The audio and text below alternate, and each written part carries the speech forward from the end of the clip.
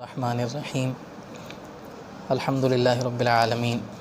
والصلاة والسلام علی سید الانبیاء والمرسلین اما بعد۔ چند دنوں سے ایک سوال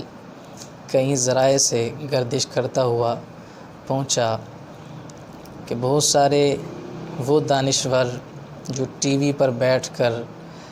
اپنا علم لوگوں کے سامنے رکھتے ہیں، اور ظاہر ہے جو ٹی وی پہ آئے تو اس کا اثر لوگوں کے نزدیک زیادہ ہوتا ہے، تو کسی صاحب نے ٹی وی پر بیٹھ کر یہ اعلان کیا اور اس پر فتویٰ دیا کہ قربانی کے لیے جو جانور متعین ہیں ان میں ایک ایسا جانور کہ جو مستثنیٰ ہے کہ بھینس، اور اس کا مذکر جو بھینسا ہے اس کی قربانی جائز نہیں ہے۔ تو اولاً تو عوام کے لیے جو جواب ہے وہ یہی ہے، تاکہ جو اس پر پیچیدگیاں اور علمی دلائل ہیں وہ تو ہمارا ان سے کلام ہے جنہوں نے اختلاف کیا ہے، چونکہ عوام کے لیے فقط جواب ہی کافی ہے۔ تو عوام کے لیے جواب یہ ہے کہ بھینس اور اس کا مذکر جو بھینسا ہے اس کی قربانی ہر اعتبار سے جائز ہے۔ قرآن مجید برہان رشید میں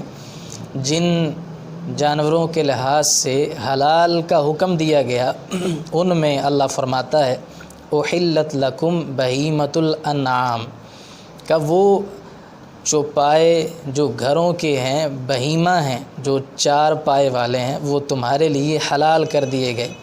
تو اس پر جو احادیث کریمہ اور دیگر نصوص سے اس کی حلت کا حکم ہوتا ہے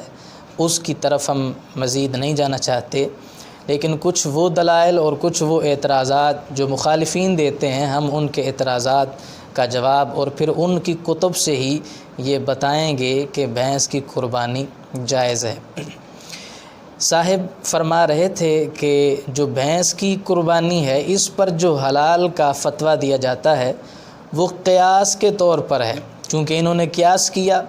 کہ جس کا دودھ حلال ہے اس کا گوشت بھی حلال ہے، تو کہا یہ مسئلہ قیاسی ہے، قیاس سے اس کی حلت کا ثبوت ہے، بقیہ نصوص سے اس کا ثبوت نہیں ہے۔ تو اولاً میں ان صاحب کو الزامی طور پر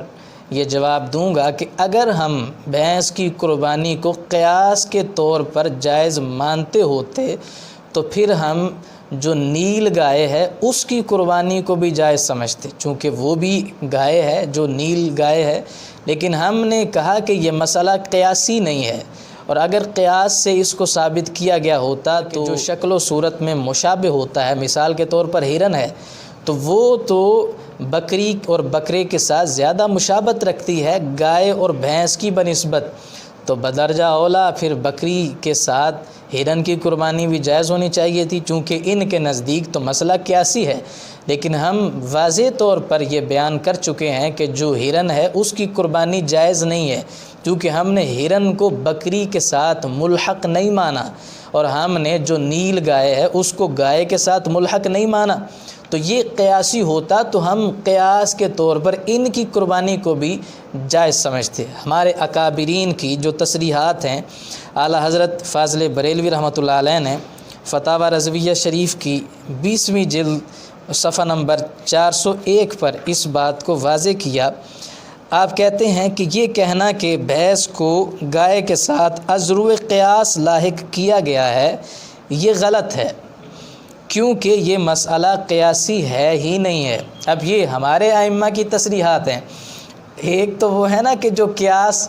کو کہہ رہے ہیں کہ انہوں نے قیاس کے طور پر، اور ہم قیاس مانتے ہیں اور قیاس ہمارے نزدیک ادلہ اربعہ میں سے ہے، تو وہ تو سرے سے قیاس مانتے ہی نہیں ہیں، چہ جائے کہ وہ ہم پر اعتراض کریں کہ تم نے قیاس سے ثابت کیا۔ تو اگر قیاس سے بھی ہوتا تو قیاس ہمارے نزدیک دلیل ہے، ہمارے نزدیک وہ معتبر ہے، تو اگر قیاس سے ہوتا تو یہ کوئی ہم پر انہوں نے اعتراض نہیں کیا۔ لیکن ہم تو کہہ رہے ہیں مسئلہ قیاسی ہے ہی نہیں کہ ہم اس کو قیاس کے طور پر جائز مانیں، ہمارے ائمہ نے اس کو قیاسی مانا ہی نہیں ہے۔ تو امام کہتے ہیں اگر قیاس پر مدار ہوتا تو سفید نیل گائے کو گائے کے ساتھ اور پہاڑی بکرے اور ہرن کو بکری کے ساتھ لاحق کرنا بدرجہ اولا بہتر ہوتا، لیکن ایسا کرنا جائز نہیں ہے۔ اب یہ ہمارے امام ہیں اور انہوں نے اس مسئلے کی وضاحت کر دی، تو جس نے یہ کہا کہ ہم نے قیاس کے طور پر بھینس کو جائز قرار دیا ہے تو وہ اس پر دلیل پیش کرے، بس ہوا میں تیر نہ چلائے۔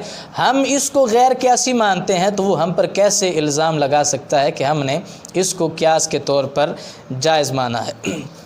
اب وہ افراد جو غیر مقلدین نجدی احباب کا ٹولہ ہے وہ اس کو چونکہ ناجائز کہتا ہے، تو کم از کم اپنی جو کتابیں ہیں وہ تو پڑھ لی جائیں کہ ان کے اندر کیا کیا تمہارے اکابرین نے لکھا ہے۔ اگر اس پر میں ڈھیر لگانا چاہوں تو حوالہ جات کا انبار موجود ہے، لیکن مختصراً میں پیش کر رہا ہوں۔ علماء نجد میں سے جس کو یہ شیخ الاسلام بولتے ہیں، جو ان کا ثناء اللہ ہے، اس کی جو کتب ہیں ان میں سے فتاوی ثنائیہ، جس کو یہ خود شیخ الاسلام کہتے ہیں،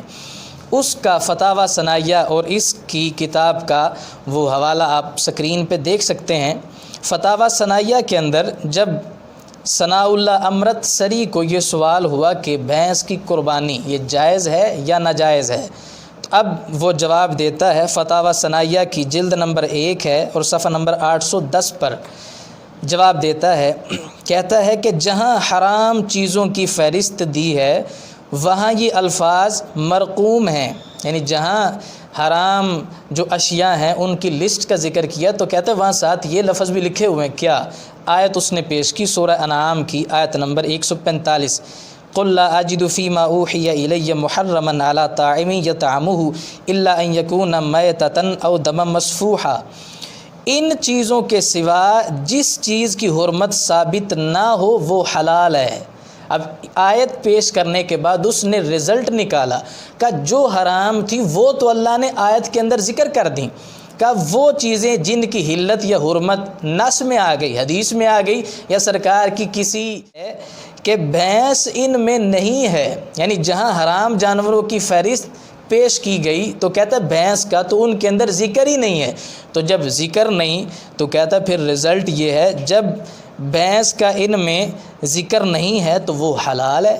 سری اس نے یہ کہا کہ وہ حلال ہے چونکہ حرام کے اندر اس کا ذکر ہی نہیں ہے۔ اب یہ ہمارا اصول اس نے بیان کیا جو ہم ہر بات پر کہتے ہیں جس کے بارے میں قرآن و سنت کی واضح تصریحات نہ ہو، ہم کہتے تم منع پہ دلیل لے کے آؤ تو وہ کہتے نہیں جو ذکر ہے ہی نہیں، تو پھر ہم کہتے تم بھینس کو ناجائز سمجھتے ہو تو پھر حرام پر دلیل لے کر آؤ۔ تمہارا ثناء اللہ امرت سری جب اسے دلیل نہیں ملی تو اس نے وہی اصول جو اہل سنت کا ہے، جو ہماری فقہ کا ہے، تو جو کہتے ہو کہ فقہ کی ضرورت نہیں ہے تو فقہ کو نہیں مانتے، لیکن پھر بھی تم سہارا فقہ کے اصولوں کا ہی لیتے ہو کہ جب تمہارے پاس کوئی دلیل نہیں آئی کسی چیز کے حرام ہونے کی تو وہ اصول جو ہم کہتے ہیں ہر چیز کی اصل وہ مباح ہونا ہے، اسی کے تحت تمہارا ثناء اللہ بھی یہ کہہ چکا کہ جب حرام لسٹ کے اندر اس بھینس کا نام ہی نہیں ہے تو پھر یہ واضح طور پر ثابت ہوا کہ وہ حلال ہے۔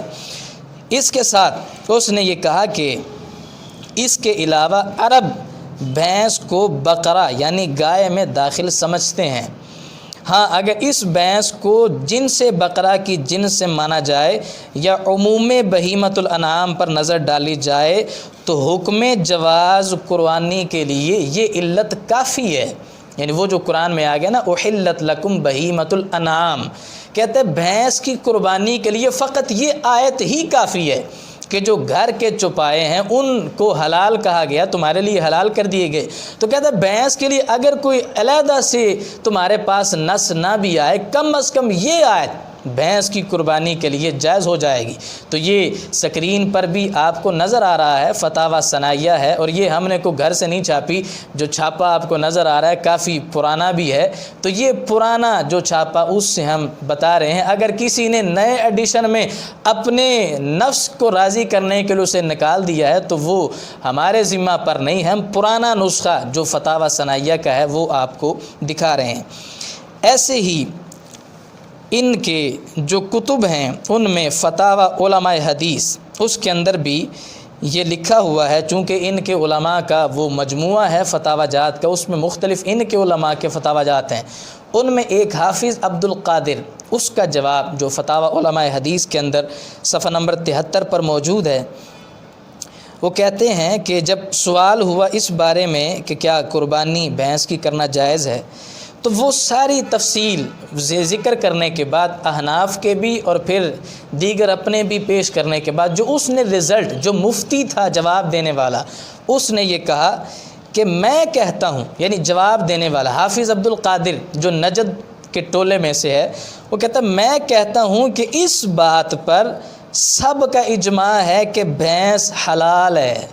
اجماع، یہ تو کہہ رہے تھے کہ قیاس سے ثابت ہے، تو گھر کی خبر لو، ہمارے نزدیک جو ادلہ اربع ہیں ان میں قیاس چوتھے نمبر پر ہے، لیکن تمہارا جو مفتی ہے اس نے تو تیسری جو دلیل ہے اس سے کہا ثابت ہے۔ چونکہ ہم اجماع کو تیسرے نمبر پر مانتے ہیں، تو تم جو دعویٰ کر رہے ہو کہ قیاس سے ثابت ہے، تمہارے اپنے علماء اس کو اجماع سے مان رہے ہیں، تو جو چیز اجماع سے ثابت ہے تو تیسرے نمبر والی جو ہماری دلیل ہے اس کے لحاظ سے اس نے کہا کہ سب کا اجماع ہے کہ بھینس حلال ہے۔ اور اس کی دلیل سورہ مائدہ کی آیت احلت لکم بہیمۃ الانعام ہے۔ اب تمہارا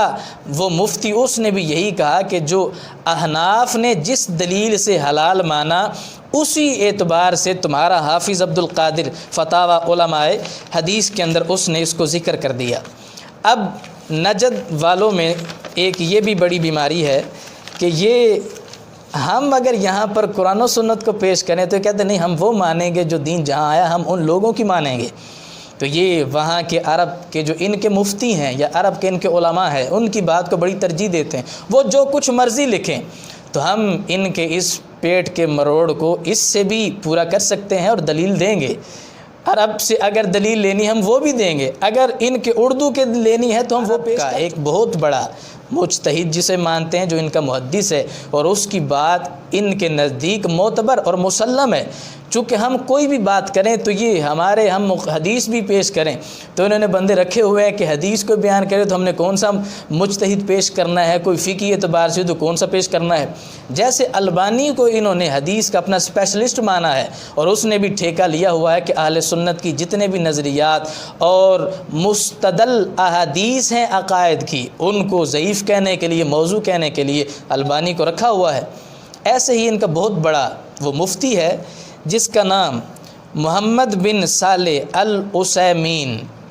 اس کی جو کتب اور رسائل کا ایک مجموعہ اور فتاوی کا مجموعہ ہے وہ بھی آپ سکرین پہ دیکھ سکتے ہیں۔ اس کی جو جلد نمبر 25 ہے اور صفحہ نمبر 34 پر ہوا کہ جو گائے ہے اس کی قربانی تو جائز ہے جو قرآن میں آ گیا، لیکن جاموس عربی میں بھینس کو کہا جاتا ہے، تو کیا اس کی قربانی جائز ہے یا ناجائز ہے یہ بتایا جائے۔ اور سوال کرنے والے نے کہا کہ آیت میں جو بیان کیا گیا تو احلت لکم بہیمۃ الانعام کے اندر یہ بھی ذکر کیا گیا بکری ہے اور ایک بھیڑ یعنی دمبا، یہ ساری آیت کے اندر قرآن میں بیان کی گئی۔ تو کہتا ہے اگر قسمیں تھیں تو جیسے بکری کے اندر اللہ نے قرآن میں تفصیل بیان کر دی ہے تو اسی طرح گائے اور بھینس کے اندر بھی تفصیل بیان ہونی چاہیے تھی تاکہ پتہ چلتا ہے یہ بھی کوئی جنس موجود ہے۔ تو کہتا ہے ولم یفصل بین الجاموس والبقرہ، آیت میں تفصیل بیان نہیں کی گئی ہے بقرہ گائے اور بھینس کے درمیان، تو اب بتایا جائے کہ بھینس کو گائے کی ایک نوع مان کر، یعنی جنس گائے ہے اور اس کے نیچے ایک قسم ہے بھینس کی، تو کیا جائز ہے؟ تو العثیمین اس نے جو جواب دیا یہ سکرین پہ آپ دیکھ سکتے ہیں، اس نے کہا کہ الجاموس نوع من البقر، کہتا ہے جو بھینس ہے یہ گائے کی ہی ایک قسم ہے، تو جب گائے کی قسم ہے تو جو گائے کا حکم ہے وہی اس کی قسم کا بھی حکم ہوگا۔ تو اب یہ تو تمہارے عرب کے جو علماء ہیں ان کی طرف سے بھی آ گیا، چلو تم کو ہم اردو نہیں مانیں گے ہم تو عربی مانیں گے، تو یہ عربی ہی مان لو۔ تو بھینس کی جو قربانی ہے وہ کسی اعتبار سے وہ ناجائز نہیں ہے، جیسے ہم نے یہاں پر بھینس کو بقرہ کی ایک ہے، تو اگر یہ کہیں کہ مختلف شکل ہے تو اس اعتبار سے تو پھر جو تمہارے نزدیک جائز ہیں ان میں بھی فرق کرنا پڑ جائے گا۔ اب ہم یہاں پر جو اونٹ دیکھتے ہیں ان کی ایک کوہان ہوتی ہے بال ان کے چھوٹے چھوٹے ہوتے ہیں، جسم کی ایک حیت ہمارے یہاں جو عرف کے اعتبار سے پائی جاتی ہے وہ موجود ہے، لیکن بعض اونٹ ایسے بھی ہیں کہ ان کی دو دو کوہانیں ہیں اور بال ان کے لمبے لمبے ہیں۔ اب میں یہ سوال کروں گا کہ قرآن کی کوئی آیت پیش کی جائے اور سرکار کی کوئی موضوع حدیث ہی پیش کی جائے جس کے اندر تذکرہ ہو کہ اونٹ جس کی دو کوہانیں ہوں اور دونوں کوہانوں کے درمیان ایک بندے کے بیٹھنے کی جگہ ہوتی ہے اور لمبے لمبے بال ہیں، تو اب بتائیں قرآن میں جس اونٹ کا تذکرہ ہے وہ کون سا ہے؟ وہ ایک کوہان والا ہے یا دو کوہان والا ہے؟ وہ چھوٹے بالوں والا ہے یا بڑے بالوں والا ہے؟ اس کا تعین تمہیں فقط اپنے اجتہاد سے نہیں، کسی نص سے کرنا پڑے گا، اور اگر نص سے نہ کر سکو، قیاس سے کرو گے تو پھر تمہیں قیاس کو بھی دلیل ماننا پڑے گا۔ اور وہ